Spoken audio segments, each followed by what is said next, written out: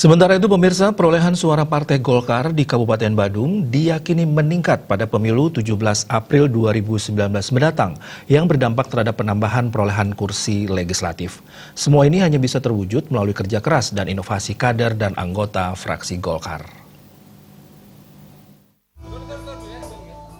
Penegasan tersebut disampaikan PLT Ketua DPD Partai Golkar Bali, Gede Sumarjaligi, saat konsolidasi dan serap aspirasi bersama masyarakat di kediaman Sekretaris DPD Partai Golkar Badung, Wayan Suyasa, di Banjar Blumbang, Penarungan. Gede Sumarjaligi akrab disapa Demer, di hadapan 1.000 lebih anggota masyarakat selaku massa pendukung dan loyalis Wayan Suyasa menyampaikan, di Badung pihaknya berharap Partai Golkar masih dapat mencapai apa yang telah dicapai Partai Beringin selama ini. Hal ini didasarkan pada populernya Partai Golkar di tengah masyarakat. Politisi senior asal desa Tajun Buleleng yang telah 3 periode duduk di DPR RI tersebut juga berharap melalui kerja keras dan inovasi kader serta anggota fraksi Golkar di Kabupaten Badung, target yang lebih besar tercapai, yakni penambahan suara signifikan pada pemilu 17 April 2019 mendatang demi menambah perolehan kursi legislatif. Dengan kerja keras teman-teman di Badung, begitu juga nanti dengan kami berinovasi, mudah-mudahan nanti kami tetap menjadi bahkan target kami lebih besar bisa tercapai di Badung ini. Kami yakin dengan peningkatan di Badung, kalaupun itu sekarang ini euforianya memang sangat kental di Badung, tapi kami dengan melihat dari bawah kondisi lapangan dan kondisi yang ada di masyarakat, kami masih yakin bahwa kami akan bisa menambah di Badung. Sekretaris DPD Partai Golkar Bali, sekaligus Ketua Komisi 1 DPRD Badung yang kembali bertarung memperebutkan kursi DPRD Badung Dapil Mengwi, Wayan Suyasa menyatakan konsolidasi yang dihadiri ribuan loyalisnya merupakan kondisi dan situasi menjelang pemilu.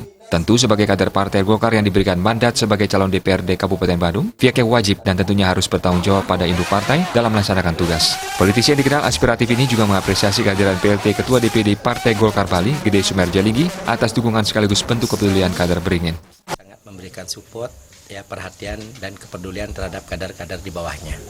Dan tentunya dengan rapat koordinasi dengan seluruh lapisan yang merupakan teman seperjuangan, khususnya dari kami namakan loyalis WS, artinya loyal terhadap Wayan Suyasa di seluruh kecamatan Mengwi, menghadiri pertemuan kami ini. Tentunya kami menyamakan persepsi, menyamakan visi di dalam melakukan suatu perjuangan untuk bisa mencapai kemenangan. Wayan Suyasa juga menegaskan meski optimis, Wayan Suyasa mengingatkan asas demokrasi perlu didengungkan di tengah perbedaan. Bagaimana perbedaan dihargai dan dimanfaatkan untuk saling memberikan yang terbaik bagi masyarakat. Pihaknya senantiasa menghimbau loyalis maupun tim pemenangannya bersikap santun demi ajaknya perjuangan demokrasi agar terwujud hal positif demi kepentingan masyarakat secara umum. Bagaimana perbedaan itu bisa kita hargai dan bisa kita manfaatkan untuk saling memberikan sesuatu yang terbaik bagi masyarakat. Dan harapan kami juga kepada loyalis kami, pada tim pemenangan kami untuk selalu bersikap baik, selalu bersikap santun demi ajaknya perjuangan demokrasi ini agar terjalinnya suatu hal yang positif untuk kepentingan masyarakat.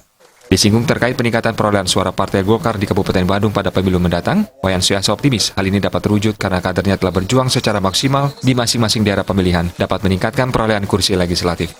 Tapi kami dari Partai Golkar dengan kader-kader yang sudah berjuang di masing-masing dapil, mudah-mudahan kami bisa meningkatkan perolehan kursi yang ada di Kabupaten Badung. Anggota DPRD Bali yang kembali maju menjadi calon DPRD Bali, Wayan Rawan Atmaja menyatakan kesiapannya untuk membantu masyarakat melalui bantuan hibah dan bansos untuk pembangunan. Konsolidasi yang dirangkaikan rapat dengar pendapat masyarakat turut dihadiri Bendesa Adat Penarungan Made Widiada. Tim Liputan Bali TV.